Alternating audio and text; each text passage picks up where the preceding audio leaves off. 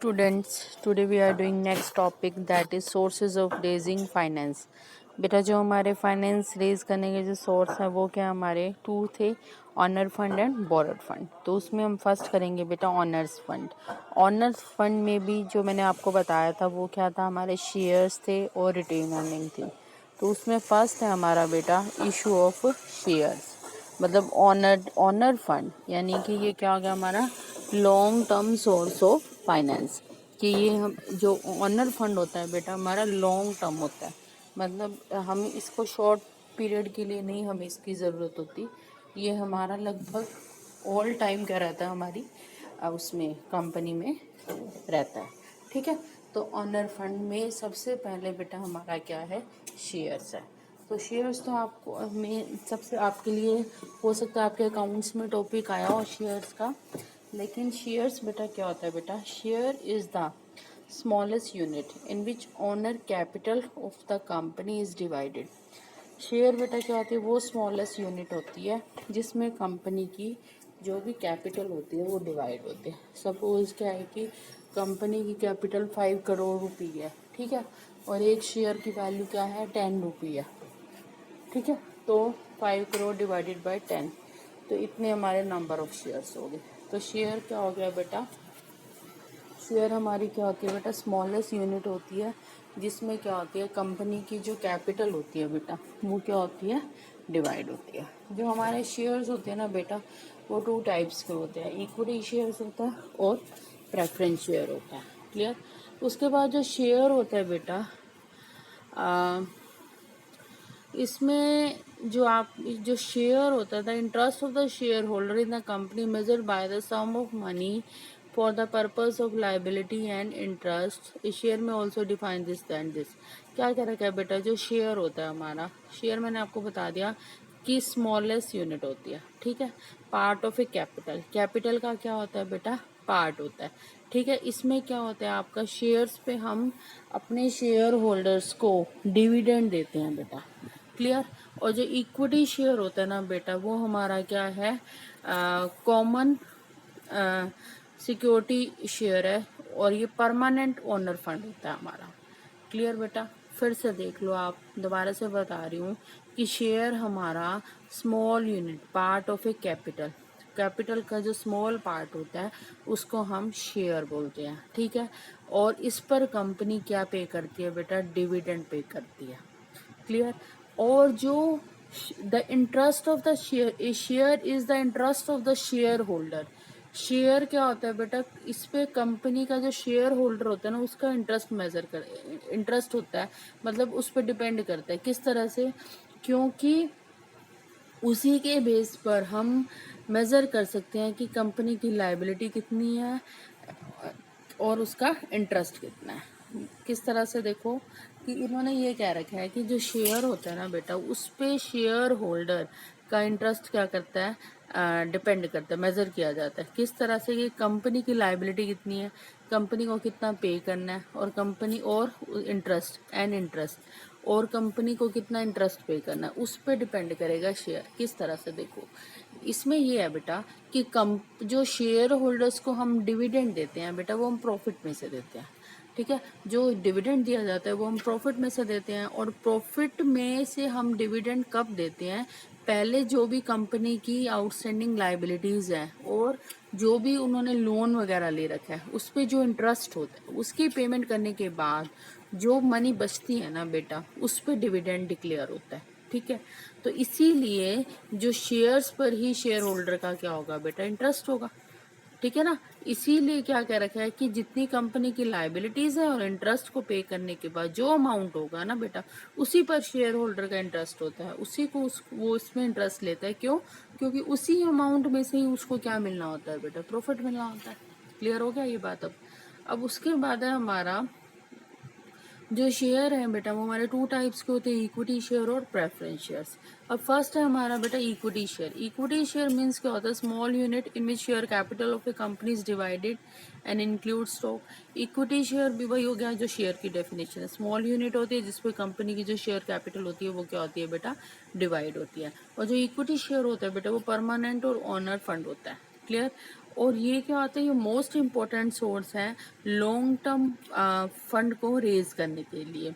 जो equity share holder होते हैं ना बेटा, उनके पास कोई स्पेशल या equity share holder do not carry any special और preferential right in the payment of annual dividend और repayment of capital. Equity share holder के पास ना कोई स्पेशल राइट्स नहीं होते कि डिविडेंड उनको पहले दिया जाएगा, या at the time of wind up जब कंपनी बंद होती है तो उस समय जो उन लोगों को पेमेंट करनी होती है, उस केस में उनको कोई भी स्पेशल राइट नहीं मिलता है। ठीक है। इवन क्या होता है कि जब कंपनी का वाइंड अप होता है ना बेटा, उस केस में इक्विटी शेयर होल्डर को रिटर्न तभी मिलता है जब कंपनी क्या करेगी, पहले जितने भी उसके क्लेम्स हैं उनको सेटल्ड करेगी, और उनको सेटल करने के बाद अगर कुछ बच जाता है ना बेटा, तो क्या होता है, कंपनी उनको कुछ पेमेंट कर पाती है। ठीक है। और बेटा जो 2000 से पहले क्या था, company were allowed to issue equity share with equal rights only. ठीक है। In the 2000 the amendment was made in company act. Company is issued two categories of equity share. First है equity share with equal rights, और second है हमारा equity share with different right as to dividend. अब देखो बेटा, इसमें देखो equity जो हमारा मैंने बोला ना इक्वल राइट, इक्वल राइट क्या हो गया बेटा कि इक्विटी शेयर होल्डर का क्या है, इक्वल राइट है। ठीक है। तो इसमें क्या, और उसके बाद इसमें अमेंडमेंट की गई है डिफरेंट राइट। तो ये क्या है, इसमें ये कह रखा है बेटा कि पहले 2000 से पहले क्या था कि जो भी हम इक्विटी शेयर इशू करते थे ना, और जिनके पास भी इक्विटी शेयर्स होते थे उनके पास सब इक्विटी शेयर होल्डर के राइट्स क्या होते थे बेटा, इक्वल होते थे। बट आफ्टर 2000 हमने क्या कर दिया, उसमें अमेंडमेंट कर दिया। अब हम इक्विटी शेयर्स को भी टू टाइप्स से क्या कर सकते हैं, इशू कर सकते हैं। एक तो वो जिन सभी इक्विटी शेयर होल्डर सभी के राइट्स क्या होंगे बेटा, इक्वल होंगे, और दूसरा क्या होगा, सभी के जो राइट्स हैं वो क्या होंगे बेटा, डिफरेंट होंगे। क्लियर हो गया बेटा, टू कैटेगरीज आ जाएंगे, इक्वल राइट वाले शेयर और विदाउट इक्वल राइट वाले शेयर। समझ आया बेटा। तो इक्विटी शेयर होता क्या है, इक्विटी शेयर वही small part of A capital, capital का स्मॉल पार्ट होता है बेटा। इक्विटी शेयर होल्डर को प्रेफरेंस नहीं मिलती किस चीज़ में, डिविडेंड की पेमेंट के समय और कंपनी के वाइंड अप के समय जो भी पेमेंट दी जाती है, इक्विटी शेयर होल्डर को लास्ट में पेमेंट मिलती है बेटा, अगर कुछ बच जाता है तो। अगर नहीं बच जाता तो उनको कुछ भी नहीं मिलेगा। समझ आया आपको। लेकिन ना इक्विटी शेयर होल्डर के पास ना राइट होते हैं, वोटिंग राइट होते हैं, they are the owner of the company. Equity share holder के पास वोटिंग राइट होते हैं, वो कंपनी के ओनर होते हैं। ठीक है। उसके बाद है हमारा जो इक्विटी शेयर होल्डर के जो फीचर्स हैं बेटा, वो क्या है इक्विटी शेयर्स के। फर्स्ट है हमारा प्राइमरी रिस्क बेयर। जो इक्विटी शेयर होल्डर होते हैं ना बेटा, वो प्राइमरी रिस्क बेयर होते हैं कंपनी के। अगर कंपनी को क्या हो जाता है बेटा, लॉस हो जाता है, तो इक्विटी शेयर होल्डर क्या करेंगे, लॉस को बेयर करेंगे। इट मीन्स क्या है कि लॉस के केस में सपोज कंपनी क्या हो गया, वाइंड अप हो गई है। ठीक है। या आप इसको इस केस में कर सकते हो कि जो भी लॉस हुआ है बेटा, उस केस में क्या होगा, जो भी पेमेंट है कंपनी की, जो ड्यू पेमेंट है ना, वो क्या की जाएगी, पहले उन क्रेडिटर्स को पेमेंट की जाएगी, और कुछ बच जाता है ना तो उस लॉस के लिए जो पेमेंट है वो इक्विटी शेयर होल्डर को दी जाएगी। तो इक्विटी शेयर होल्डर क्या हो गया बेटा, प्राइमरी रिस्क बेयरर हो गए कि सबको पेमेंट देने के बाद, सबके लॉस का भुगतान करने के बाद अगर कुछ बचेगा तभी जो इक्विटी शेयर होल्डर हैं उनके लॉस को कवर किया जाएगा, अदरवाइज वो लॉस में ही रहेंगे। तो ये प्राइमरी रिस्क बेयरर हो गया। सेकेंड है हमारा क्लेम ओवर रेसिड्यूअल इनकम। जो इक्विटी शेयर होल्डर है ना बेटा, वो सिर्फ और सिर्फ जो बची हुई इनकम होती है ना उस पर क्लेम कर सकते हैं। मैंने आपको बताया ना कि कंपनी को जो भी प्रॉफिट होता है तो कंपनी पहले इंटरेस्ट की पेमेंट करेगी, जो कंपनी की लाइबिलिटीज़ हैं उसकी पेमेंट करेगी, और उसके पास जो बच जाता है ना बेटा, उस पर ही वो क्लेम कर सकते हैं कि हमें डिविडेंड दो। ठीक है। कंपनी पहले क्रेडिटर्स की, आउटसाइडर की, प्रेफरेंस शेयर होल्डर्स को पेमेंट करेगी, उसके बाद जो बची हुई इनकम होती है ना उसी पे इक्विटी शेयर होल्डर क्लेम कर सकते हैं। क्लियर। उसके बाद है बेसिस फॉर लोन्स। जो इक्विटी शेयर कैपिटल होती है ना बेटा, जिसके पास इक्विटी शेयर्स होते हैं, इसके थ्रू कंपनी क्या कर सकती है बेटा, लोन रेज कर सकती है। कैसे कि आपने के पास क्या है, इक्विटी शेयर्स हैं, तो कंपनी क्या कर सकती है बेटा, आप उसके बिहाफ पे लोन ले सकते हो। क्यों? क्योंकि इक्विटी शेयर्स जिसके पास है वो क्या होता है, कंपनी का एक तरह से ओनर होता है। क्लियर? तो उसके बेस पर आपको क्या मिल जाएगा, लोन मिल जाएगा। और इसके बाद क्या होगा, जो इक्विटी शेयर है बेटा, उससे क्या होगा, जो क्रेडिटर्स हैं उनका कॉन्फिडेंस भी बढ़ेगा। क्यों? क्योंकि ये they are the owner of the company, तो उनके पास तो इक्विटी शेयर होल्डर पे आप इक्विटी शेयर्स पे आपको आसानी से लोन मिल सकता है। क्लियर? तो उसके बाद है कंट्रोल। जो इक्विटी शेयर होल्डर है ना बेटा, उनका कंट्रोल होता है कंपनी पर, और उनके पास वोटिंग राइट भी होता है। ठीक है? और वो वोट के थ्रू बोर्ड ऑफ डायरेक्टर्स को क्या कर सकते हैं, चूज कर सकते हैं। और वो लोग क्या करेंगे, कंपनी को मैनेज और कंट्रोल करेंगे। तो equity share holder have voting right, उनका कंपनी पर कंट्रोल होता है, क्योंकि वो जिसको वोट देंगे वही कंपनी को मैनेज और कंट्रोल करेंगे। उसके बाद है हायर प्रॉफिट। बेटा जो डिवेंचर होल्डर हैं या जिन्होंने लोन दे रखा है, उनका जो इंटरेस्ट रेट होता है वो क्या होता है, फिक्स इंटरेस्ट होता है। ठीक है? वो क्या होता है, फिक्स होता है। इसी तरह से जो प्रेफरेंस शेयर होल्डर होते हैं ना, उनका भी जो रेट ऑफ डिविडेंड होता है वो भी क्या होता है, फिक्स्ड होता है। अब इन दोनों को देने के बाद प्रॉफिट में से डिवेंचर होल्डर को इंटरेस्ट दे दिया, प्रेफरेंस शेयर होल्डर को डिविडेंड दे दिया, बाकी जो बच गया वो सारा किसका है, इक्विटी शेयर होल्डर का है ना। तो equity share holder get higher profit. अगर उन कंपनी को प्रॉफिट ज़्यादा होता है तो उनको प्रॉफिट का परसेंटेज भी क्या मिलता है, ज़्यादा मिलता है। अगर कम है तो उनको कम मिलेगा। ठीक है? इसके बाद है प्री एम्पटाइव राइट।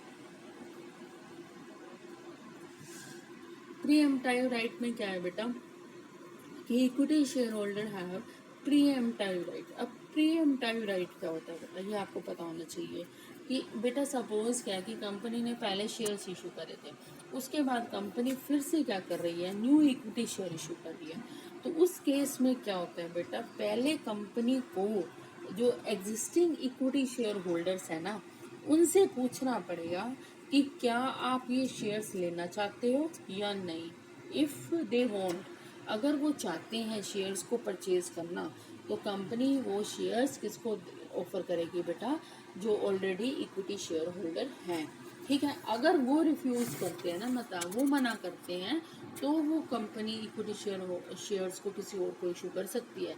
लेकिन अगर company new equity shares issue करती है, तो उस केस में उसको पहले वाले इक्विटी शेयर होल्डर से पूछना पड़ेगा कि आप इन शेयर्स को लेना चाह रहे हो या नहीं। अगर वो लेना चाह रहे हैं तो कंपनी को वो शेयर्स उनको इशू करने पड़ेंगे। क्लियर हुआ? तो ये होता है आपका बेटा प्री एम्पटाइव राइट, मतलब इशू करने से पहले उनसे पूछा जाएगा कि are you interested to purchase the shares और no. If they are interested तो दे कैन परचेज, तो वही परचेज करेंगे, कोई दूसरा परचेज नहीं करेगा। क्लियर बेटा? तो ये था हमारा इक्विटी शेयर और फीचर्स ऑफ इक्विटी शेयर। बस इसमें ये ध्यान रखना कि इक्विटी शेयर के पास क्या होते हैं बेटा, वोटिंग राइट होते हैं, वो कंपनी को मैनेज और कंट्रोल कर सकते हैं, लेकिन उनके पास प्रेफरेंस नहीं होता किन दो चीज़ों का, कि at the time of wind up उनको सबको पेमेंट देने के बाद ही पेमेंट मिलेगी अगर बचा है तो। और उसके बाद दूसरा क्या है कि डिविडेंड भी उनको तभी दिया जाएगा जब सभी आउटसाइडर्स की पेमेंट, इंटरेस्ट की पेमेंट, प्रेफरेंस शेयर होल्डर को देने के बाद कुछ बचता है तो ही उनको डिविडेंड दिया जाएगा, अदरवाइज नहीं दिया जाएगा। क्लियर? अब इसमें है इसकी मेरिट्स हैं बेटा और डीमेरिट्स हैं। इक्विटी शेयर होल्डर की, इक्विटी शेयर्स की क्या मेरिट है बेटा, परमानेंट कैपिटल है, ये परमानेंट सोर्स ऑफ कैपिटल है। ठीक है? जब तक कंपनी का वाइंड अप नहीं होता बेटा, ठीक है, तब तक ये हमारे पास ही रहेगी। और इसमें क्या है, कोई फिक्स कमिटमेंट भी नहीं है कि आपको फिक्स रेट ऑफ परसेंटेज से डिविडेंड देना है, ये भी नहीं है आपका। उसके बाद no charge on fix asset. जो इक्विटी शेयर होते हैं उसके लिए कंपनी को कोई भी एसेट एज ए मॉर्टगेज के रूप में नहीं रखनी पड़ती है। ठीक है? तो ये एसेट्स क्या होती है बेटा, borrowing, remain free for borrowing loans. Clear? उसके बाद है हाई क्रेडिट स्टैंडिंग, क्योंकि ये क्या होती है, इन शेयर्स पे हमने को एज ए मॉर्टगेज के रूप में नहीं रखा होता, और जब कभी कंपनी को क्या होती है, ज़्यादा पैसे की ज़रूरत होती है, तो कंपनी इसके थ्रू क्या कर सकता है, लोन ले सकता है। तो इनके थ्रू कंपनी की जो क्रेडिट वर्दीनेस है वो क्या होती है, इंक्रीज होती है। नेक्स्ट जो है हमारा बेटा ह्यूज फंड। जो इक्विटी शेयर्स के थ्रू हम क्या कर सकते हैं बेटा, ह्यूज फंड इकट्ठा कर सकते हैं। क्यों?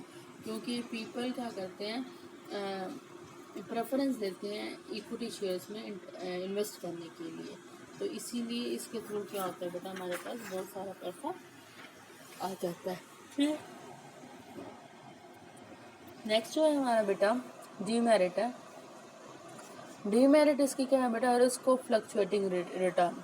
इसमें रिस्क क्या रहता है कि आपके पैसे के डूबने का डर रहता है। उनको डर रहता है किस तरह से कि जब अगर कंपनी को लॉस हो रहा होता है तो इक्विटी शेयर होल्डर ही प्राइमरी रिस्क बेयर होते हैं ना, उनको ज़्यादा रिस्क बेयर करना पड़ता है, उनको ही लो रेट ऑफ रिटर्न मिलता है। इसके बाद है इनफ्लेक्सिबिलिटी। जो इक्विटी शेयर हमारे परमानेंट सोर्स ऑफ कैपिटल होते हैं, आप इसको रिटर्न नहीं कर सकते हो। ठीक है, आप इसको रिटर्न नहीं कर सकते हो। उसके बाद है अगर कंपनी का कोई भी स्कोप नहीं है एक्सपेंशन का या ग्रोथ का, तो आपकी जो पैसे हैं वो क्या रहेंगे, बेकार पड़े रहेंगे। और कंपनी तो तभी आपको रिटर्न कर पाएगी जब आप उसको, कंपनी क्या करेगी, वाइंड अप करेगी। सेकेंडरी मार्केट में हम उसको शेयर सेल कर सकते हैं बेटा, लेकिन हम कंपनी को वापस नहीं कर सकते हैं। उसके बाद है हमारी लीगल फॉर्मेलिटीज़। जो इक्विटी शेयर होल्डर होते हैं ना बेटा, उसको बहुत सी लीगल फॉर्मेलिटीज़ क्या करनी पड़ती हैं, पूरी करनी पड़ती हैं। और इक्विटी शेयर इशू करने से पहले भी उनको परमिशन लेनी पड़ती है। उसके बाद है issue depend on market condition. जो इक्विटी शेयर जब आप इशू करोगे ना, मार्केट की कंडीशन पे डिपेंड करेगा। अगर शेयर मार्केट में बेटा तेज़ी है ना, तभी लोग उसको पसंद करेंगे लेना, अदरवाइज उसको लेना पसंद नहीं करेंगे। क्लियर है बेटा? तो ये है हमारा demerits of equity share. I hope this is clear to all of you.